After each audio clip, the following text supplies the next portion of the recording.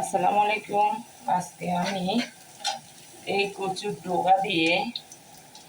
ডোগাগুলোকে আগে সিদ্ধ করে নিলাম রসুন দিয়ে, আর বড় বড় চিংড়ি মাছগুলোকে এই কেটে নিলাম, দুই ভাগ করে নিলাম।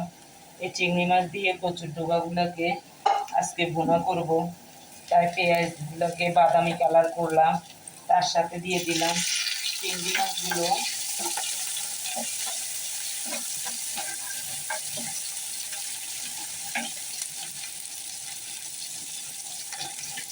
একটু রসুন বাটা দিলাম,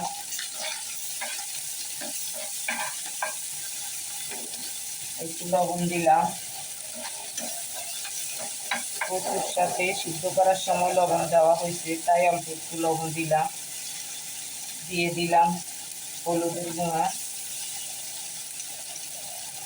দিয়ে দিতেছি জিরের গুঁড়া,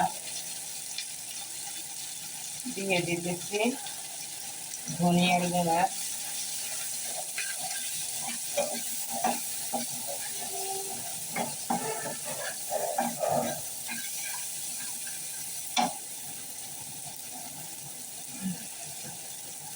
একটু মরিচের গুঁড়ো দিয়ে দিলাম স্বাদ অনুযায়ী।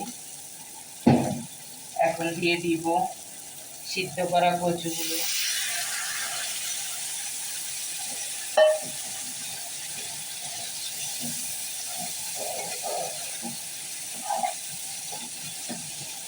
ভালো লাগলে লাইক কমেন্ট করবেন।